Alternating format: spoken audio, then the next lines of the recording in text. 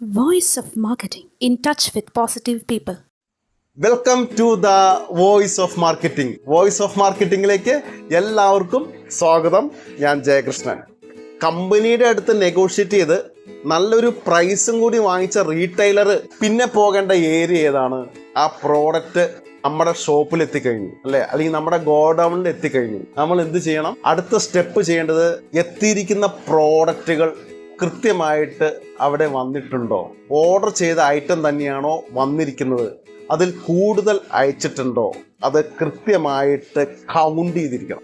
പറഞ്ഞിരിക്കുന്ന സ്കീം തന്നെയാണോ അവർ അടിച്ചിരിക്കുന്നത്, പറഞ്ഞിരിക്കുന്ന ഡിസ്കൗണ്ട് തന്നിട്ടുണ്ടോ, ഈ കാര്യങ്ങളെല്ലാം ഇതിന് മുമ്പ് അടിച്ച ഡിസ്കൗണ്ടും ഇപ്പോൾ അടിച്ച ഡിസ്കൗണ്ടും സെയിം തന്നെയാണോ, അവർ കമ്മിറ്റ് ചെയ്ത് ഇവിടുന്ന് പോയിരിക്കുന്ന ഓഫർ ഡിസ്കൗണ്ട് തന്നെയാണോ അടിച്ചിരിക്കുന്നത്, അവർ 20% ക്യാഷ് ഡിസ്കൗണ്ട് എന്ന് പറഞ്ഞിരിക്കുന്നത് അവർ ചെയ്തിട്ടുണ്ടോ, 10% ക്വാണ്ടിറ്റി ഡിസ്കൗണ്ട് എന്ന് പറഞ്ഞത് അവർ ചെയ്തിട്ടുണ്ടോ, പ്രിൻസിപ്പൽ ഡിസ്കൗണ്ട് 35% എന്ന് പറഞ്ഞിരിക്കുന്നത് അവർ ചെയ്തിട്ടുണ്ടോ.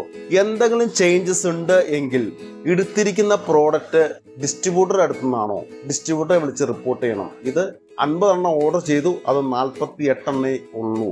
പുതിയ ഒരു റീറ്റെയിലർ ഒരു ഷോപ്പ് സ്റ്റാർട്ട് ചെയ്യുമ്പോഴുള്ള പ്രശ്നത്തെക്കുറിച്ചിട്ടാണ് നമ്മൾ സംസാരിക്കുന്നത്. വരുന്ന ഐറ്റം ഇൻവോയ്സ് വെച്ച് ചെക്ക് ചെയ്തിരിക്കണം, മസ്റ്റായിട്ട് ചെക്ക് ചെയ്തിരിക്കണം.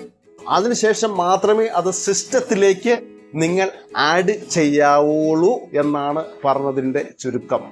ഒരു ഓർഡർ കമ്പനിയിൽ നിന്നോ ഡിസ്ട്രിബ്യൂട്ടറെ കൊണ്ടു തരുമ്പോൾ ഇൻവോയ്സ് പെട്ടെന്ന് തന്നെ ഗുഡ്സ് റിസീവ്ഡ് എന്ന് പറഞ്ഞ് സീൽ വെച്ച് സൈൻ ചെയ്ത് കൊടുക്കുമ്പോൾ അത് കൗണ്ട് ചെയ്യാനുള്ള ഒരു സമയപരിധി ഉണ്ടെങ്കിൽ അത് കൗണ്ട് ചെയ്ത ശേഷം മാത്രമാണ് ഗുഡ്സ് റിസീവ്ഡ് എന്ന് പറഞ്ഞ് സീൽ അടിച്ച് കൊടുക്കാവുള്ളൂ. അത് ഓർത്ത് വയ്ക്കേണ്ട ഒരു കാര്യമാണ്. ഒരു പുതിയ ബിസിനസ് നിങ്ങൾ സ്റ്റാർട്ട് ചെയ്ത് കഴിയുമ്പോൾ നിങ്ങളുടെ റിലേറ്റീവ്സോ നിങ്ങളുടെ ഫ്രണ്ട്സോ ഡിസ്റ്റൻസ് ഉള്ള കസിൻസോ ആരെങ്കിലുമൊക്കെ ഷോപ്പിലേക്ക് വരാനുള്ള പോസിബിലിറ്റി കൂടുതലാണ്. അവർ കയറി വരുമ്പോൾ തന്നെ എന്താ വിശേഷം എന്ന് പറഞ്ഞ് ഒന്ന് എഴുന്നേറ്റ് നിൽക്കാനുള്ള ഒരു മനസാന്നിധ്യം കാണിക്കുകയാണ്. ക്ഷണം സ്വീകരിച്ച് എത്തിയിരിക്കുന്നവരെ നമ്മൾ സ്വീകരിക്കാറുണ്ട് കൈ കൊടുത്ത് നല്ല സ്മൈലോടുകൂടി. അപ്പോൾ നമ്മുടെ ഷോപ്പിലേക്ക് പുതുതായിട്ട് തുടങ്ങിയ ഒരു ഷോപ്പിലേക്ക് ഒരാൾ കസ്റ്റമർ കയറി വരുമ്പോൾ എന്താ വേണ്ടേ സാർ, അല്ല എന്താ വേണ്ടത് ചേട്ടാ, നീ എപ്പോൾ വന്നു, ഗൾഫിൽ നിന്നും വരൂ, എന്താ വേണ്ടത് എന്നൊക്കെ ചോദിച്ചാൽ അവരെ സ്വീകരിക്കാനുള്ള ഒരു മനസാന്നിധ്യം ഉണ്ടായാൽ അത് നിങ്ങളുടെ ബിസിനസ് ഗ്രോത്ത് ചെയ്യാൻ വളരെ ഉപകരിക്കും എന്നുള്ള കാര്യത്തിൽ 100% ഉറപ്പാണ്. അങ്ങനെ ചെയ്താൽ ഉറപ്പായിട്ടും അവർ ആ ഷോപ്പിൽ എന്തിനു വേണ്ടിയാണ് ആ ഷോപ്പ് വിസിറ്റ് ചെയ്യാൻ വന്നത്, അവരാ കൃത്യമായിട്ടൊരു പ്രോഡക്റ്റ് പർച്ചേസ് ചെയ്ത ശേഷം മാത്രമേ ആ ഷോപ്പിൽ നിന്നും ഇറങ്ങി നടക്കൂ. അതുപോലെ ഇങ്ങനെ വരുന്ന കസ്റ്റമർ നിങ്ങളുടെ റിലേറ്റീവ് അല്ലാത്തവരോ തീർത്തും നമുക്ക് പരിചയമില്ലാത്ത പുതിയ ഒരു കസ്റ്റമറോ ആണെങ്കിൽ പോലും അവരായിട്ടൊരു വ്യക്തിപരമായ റിലേഷൻ നമ്മൾ കീപ്പ് ചെയ്യാൻ എപ്പോഴും ശ്രമിച്ചുകൊണ്ടിരിക്കണം. പുതിയ ഒരു ബിസിനസ് സ്റ്റാർട്ട് ചെയ്യുന്ന റീറ്റെയിലറെ സംബന്ധിച്ചാണ് പറയുന്നത്. എവിടെയാണ് സാറിൻ്റെ വീട്, അല്ലെങ്കിൽ ചേട്ടൻ്റെ വീട് എവിടെയാണ്, അങ്ങനെയുള്ള കാര്യങ്ങൾ, ഫാമിലിയെ കുറിച്ചിട്ടുള്ള കാര്യങ്ങൾ പറയാൻ തയ്യാറാകുന്നവരാണെങ്കിൽ അങ്ങനെ ഒരു റാപ്പോ ഒരു റീറ്റെയിലർ മെയിൻറ്റെയിൻ ചെയ്യുന്നത് നന്നായിരിക്കും. ഈ കാര്യങ്ങൾ സ്റ്റാഫ് ചോദിച്ചില്ലെങ്കിൽ പോലും കുറച്ചുകൂടി ആധികാരികതയോടെ ആ റീറ്റെയിലർക്ക് സ്നേഹത്തോടെ ഇത് ചോദിക്കാൻ സാധിക്കും. കാരണം ഞാൻ പുതുതായിട്ട് സ്റ്റാർട്ട് ചെയ്തിരിക്കുന്നതാണ്, സപ്പോർട്ട് ഉണ്ടാവണം. വേണമെങ്കിൽ ഒരു വിസിറ്റിംഗ് കാർഡോ നിങ്ങളെ ബ്രോഷറോ മറ്റോ അവർക്ക് കൊടുക്കുകയാണെങ്കിൽ കൂടുതൽ അത് സന്തോഷകരമായ ഒരു നിമിഷങ്ങളായിട്ട് മാറും. കൂടുതൽ കസ്റ്റമർ ആ ഷോപ്പിലേക്ക് ഒഴുകുന്നതിന് കാരണമാകും എന്നുള്ള കാര്യം റിയാലിറ്റിയാണ്, സത്യമാണ്, സംഭവിച്ച കാര്യങ്ങൾ തന്നെയാണ്. പുതിയ റീറ്റെയിലർ ബിസിനസ് സ്റ്റാർട്ട് ചെയ്യുമ്പോൾ പ്രോഡക്റ്റുകളുടെ നമ്പേഴ്സ് കൂടുതലാണ്. ഈ പ്രോഡക്റ്റുകളുടെ നമ്പേഴ്സ് കൂടുമ്പോൾ അവിടെ വേറൊരു കാര്യം കൂടി വരുന്നുണ്ട്. ഞാൻ പറയാവുന്നത് നിങ്ങൾക്കറിയാം, പ്രൈസ്. എന്തുമാത്രം പ്രൈസ് കാണാതെ പഠിച്ചാൽ പറ്റും. റീറ്റെയിലേഴ്സായിട്ടൊക്കെ ഇടപഴകുമ്പോൾ ശ്രദ്ധിച്ചിട്ടുള്ള വലിയ കാര്യമാണ്, അവർക്ക് ഓരോ കോഡുകളുണ്ട്. നമുക്കത് മനസ്സിലാവില്ല. XYZA എന്നൊക്കെ എഴുതി വയ്ക്കും. അപ്പോൾ ഡിസ്കൗണ്ടുകൾ എഴുതി വയ്ക്കുന്നത് അത് 20%, 35%, 50% നമുക്ക് കോഡുകളുണ്ട്.